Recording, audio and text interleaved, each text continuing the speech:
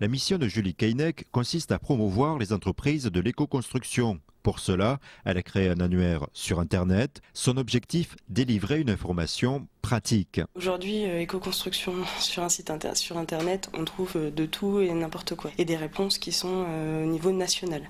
Nous, l'objectif, ça a été de donner une réponse au niveau départemental. Donc un site Internet, un annuaire qui référence des entreprises locales. Donc, un annuaire qui donne des entreprises, des artisans, des architectes, tous les corps de métier qui peuvent répondre à vos besoins sur une maison, donc de A à Z. Évoquer le thème du bâtiment au sein de la Chambre d'agriculture, pour Julie, c'est une évidence. Le lien, c'est la promotion des matériaux issus de l'agriculture, parce que construire en éco-construction, c'est aussi choisir des matériaux sains, des matériaux non polluants, naturels, des matériaux locaux, comme le chanvre dans le département de l'Aube.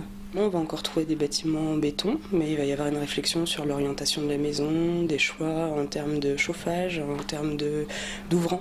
L'éco-construction, c'est pas forcément extrémiste de l'écologie.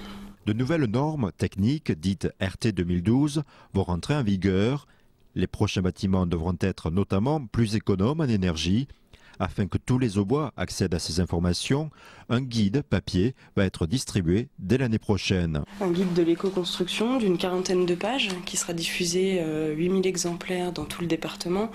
L'idée, c'est d'avoir une diffusion plus large de ces informations, notamment de l'annuaire, pour des personnes qui ne sont pas forcément sensibles à l'outil Internet. 22 entreprises auboises sont actuellement recensées. De nouveaux artisans postulent pour y figurer, comme Vincent Villetet. Pourquoi j'ai fait ce choix-là? Déjà pour des raisons aussi personnelles, je suis allergique à tout ce qui est laine minérale, donc déjà c'est pour des raisons personnelles. Au départ, je me suis posé la question de ce qu'on pouvait trouver, quelle alternative on pouvait avoir aux produits, on va dire, conventionnels. Donc on s'est retourné vers des produits dits naturels. Et plus cher, non. On arrive à avoir des coûts qui sont similaires pour une durabilité et un confort thermique à long terme. Vincent utilise des matériaux naturels depuis 15 ans. Il constate que ce marché de niche s'élargit. Figurer dans l'annuaire lui permettra d'accéder à de nouveaux clients. C'est pas le tout de savoir faire, mais il faut aussi faire savoir.